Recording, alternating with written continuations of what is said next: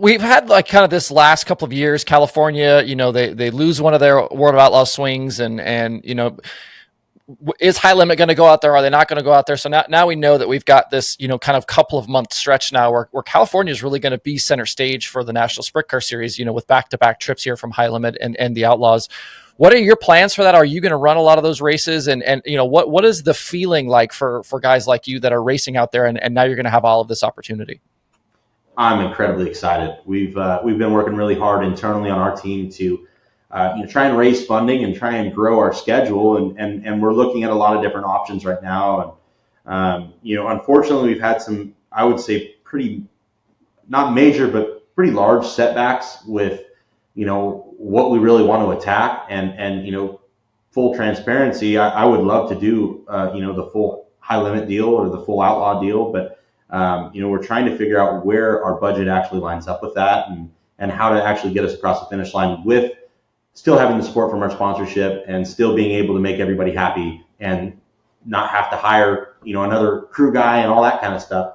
Right now, what we're looking at is we're for sure going to do a trip to the Midwest to get racing. I don't know if that's going to be Nationals time. I don't know if that's going to be the beginning of the year, but right now we're for sure going to take a trip out there just to more or less get us back up to speed quick. And there's really nothing that's going to get you up to speed more so than racing with those guys. Our goal is we want to be prepared when they come out here. So I know we're going to run every Outlaw. As things sit right now, we'll run every Outlaw and every High Limit race on the Western Coast. But depending on what our true schedule looks like here, hopefully I know here in the next month or so, but there's going to be a lot of racing out of the 41 car. I think for us, our goal, we want to win one. We want to win one of these things. And, High Limit is not the Outlaw or not the All-Stars. I know that they were bought by the All-Stars, but I kind of like to say I've won an All-Star race. I haven't won a High Limit race. I haven't won an Outlaw race. So there is room for improvement for us. And I think we're close. I think we're right there. So our goal is we want to win one or with both series. I think that would be incredible. But I would put a large sum of money in Vegas on the fact that California guys and West Coast guys are going to take money out of both of those series because, looking at the lineups of both Outlaws and High Limit, there's some incredibly talented guys all the way down those rosters, but they have, it's a little bit, diluted, and they've diluted the competition on both sides, not making it easier to win, but it's going to make it easier for there to be, nights where a guy like Trey Starks knocks off a big win, or a guy like Justin Sanders, and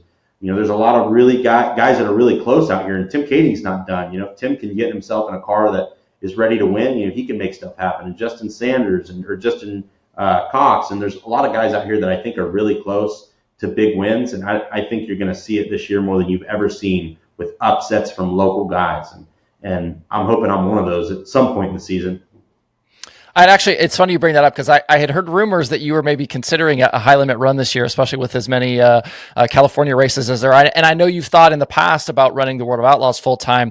As you sit here right now as a team that could potentially go one of those directions, how do you make that decision? How do you decide, okay, Outlaws is for us or High Limits for us? I know you've heard the pitches from both sides. I know you've talked to everybody, but how do you go about making that decision? Well, for a team like ours, having a guy like Jimmy Carr, when you're working with him, he's done it all. He's won Outlaw championships. He's won all the big races. So for him, it's, he's going all the places he's been to before. Where our real decision lies is, one, what do we want to do as a team? Do we want to commit? Do we want to run all these races? Are we prepared? Do we have engines? Do we have cars? Do we have parts? Do we have everything ready to go and set to actually attack a season? Because one thing I'm not going to do is if let's say we sign the contract with the World of Outlaws tomorrow or High Limit tomorrow, I'm not going to run a few months and go, we're done. It didn't work out for us. If we're going to commit, we're going to commit all year long. But what we were really looking at is, what does our funding look like? What do we want to do as a team? What are we capable of doing with our equipment and our team? And, really for a team like ours, the High Limit thing makes more sense because it's not 80 some nights a year. Personally, I would love nothing more than to see a 40 race national schedule and all big racing, because then it's a no-brainer.